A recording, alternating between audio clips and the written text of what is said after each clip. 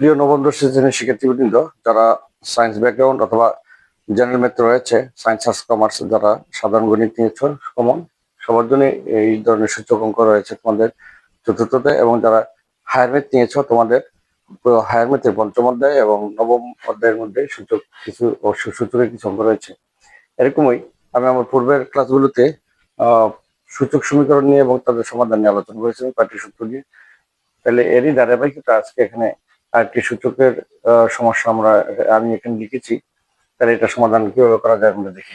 এখানে 16 রূপে পাওয়ার হচ্ছে এক্স, এখানে 4 রূপে পাওয়ার হচ্ছে x+2। আমাদেরকে মান বের করতে হবে এক্স এর। এক্স হচ্ছে অজানা চলক বা অজ্ঞাত চলক। যে সমীকরণ অজ্ঞাত চলক সূচক রূপে থেকে তাকে সূচক সমীকরণ বলে।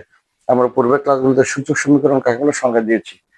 সূচক সমীকরণ এখানে সূচকটা চলক হিসেবে আছে, চলক আছে। আমরা সাধারণত XYZ কে চলক বলি এবং XYZ এর মান বের করে থাকি সমাধানে।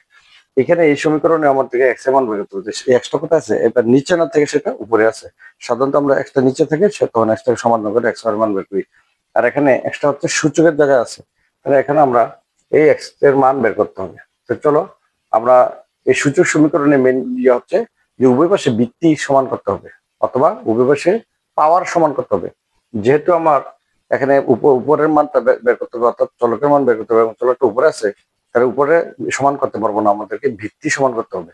তাহলে উভয় পাশে ভিত্তি সমান করতে বললে আমরা সমীকরণের নিয়ম অনুযায়ী উভয় পাশে ভিত্তি সমান হলে ভিত্তি বাদ দিয়ে আমরা তখন চলকের মান বের করতে পারি। তো এখন এটাকে আমরা লিখতে পারি, যেহেতু এখানে 16 x, তাহলে এখানে যেহেতু ভিত্তি 4 আছে, এটাকে আমরা লিখতে পারি 4² দিয়ে লিখতে পারি। উপরে x সমান 4 কত আছে x+2। ডান পাশে যেহেতু ভিত্তি 4 আছে, আমরা বাম পাশে ভিত্তি 4 করলে সুবিধা হয়। তাহলে আমরা 16কে আমরা 4² লিখতে পারি, অর্থাৎ 4² মানে কি 4 দুইবার গুণ 4 4 16, 4 দুইবার গুণ 4 4 16 হয়।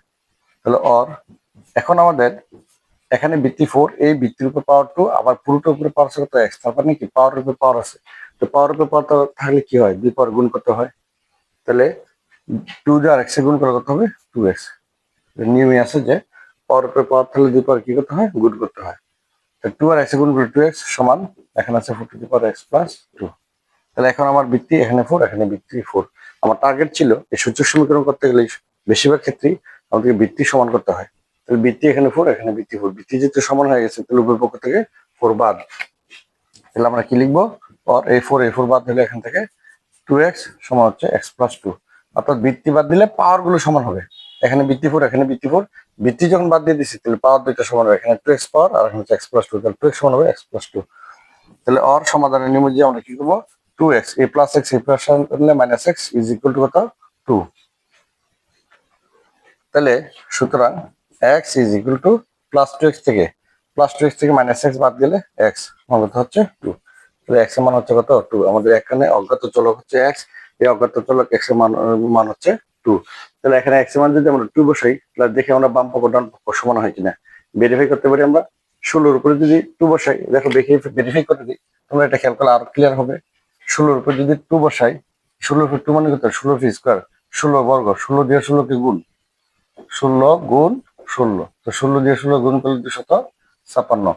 একই পক্ষে এটা আবার প্রমাণ করে 4x+2 সমান 4 উপরে x সমান হচ্ছে 2 + 2, তার মানে 4 এর উপরে কত 4, 4 মানে 4 4 বার গুণ, 4 গুণ 4 গুণ 4 গুণ 4, তাহলে 4 4 16 গুণ আবার 4 4 16, 16 16 গুণ গুলো কত হয় 256। এখানে 16 16 গুণ গুলো 256।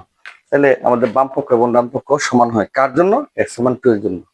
এই x সমান যদি 2 এখানে বসে তাহলে বাম পক্ষের 256, ডান পক্ষ আসে কত 256। এই হচ্ছে তার ব্যাখ্যা।